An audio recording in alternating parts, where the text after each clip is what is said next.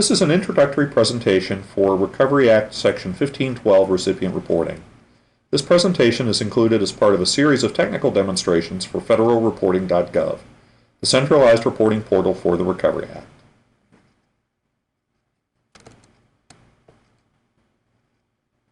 This presentation includes several high-level topics related to recipient reporting.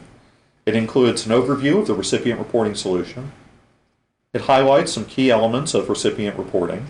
It provides an overview of the timeline for recipient reporting submission, and it also identifies some sources for additional information or assistance.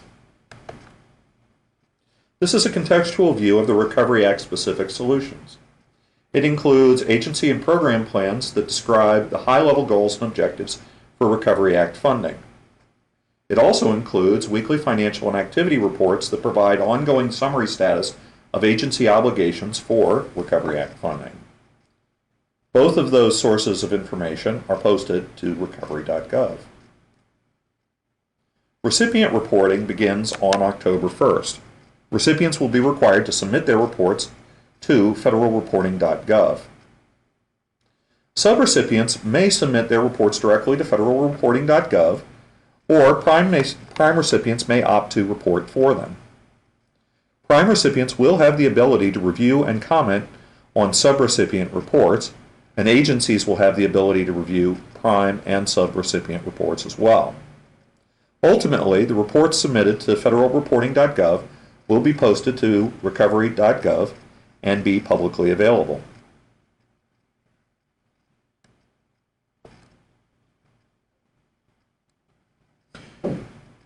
The following are some of the key reporting parameters associated with federalreporting.gov.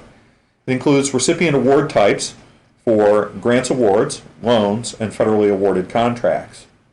There's a variety of report submission methods, including a web-based online form, an Excel spreadsheet, which can be downloaded and completed offline, and XML format that can be completed through machine extract. There are also the same report submission options that we discussed in the previous slide, including prime recipient, a prime recipient reporting for subrecipients, or subrecipient reporting. All of this is intended to provide the maximum flexibility to the federal reporting recipient.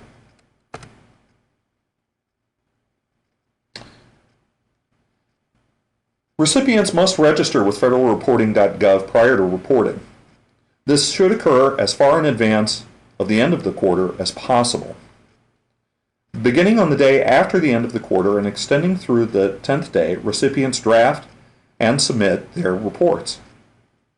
On days 11 through 21, prime recipients have the ability to review subrecipient information, and corrections are possible. On days 22 through 29, the agencies review submitted reports. At this point, the reports are locked and are only open to modification if the agency comments to the recipient. In all events, no later than 30 days after the end of the previous quarter, the recipient information is made available on recovery.gov. 90 days after the end of the quarter, the reporting cycle begins again with the draft report and submission. This is intended to be just a high-level overview of recipient reporting and an introduction to other sources of information. Some of those sources include some other narrated video demonstrations of federalreporting.gov.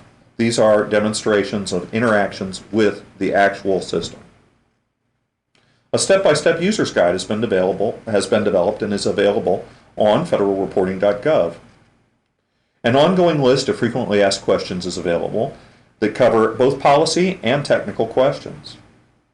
Recovery Act policy and guidance, including the Act itself, and associated guidance such as the OMB Memorandum M0921, the FAR Case 2009-009, and the FAR Clause 52.20411 are examples of that. Agencies have posted specific information on their websites.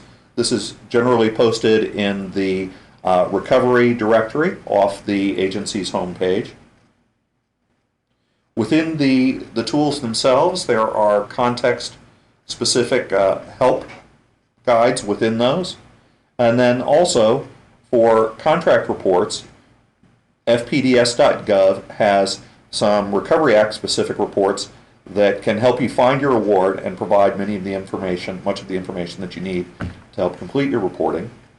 And lastly, federalreporting.gov has a service desk that's available to provide technical assistance.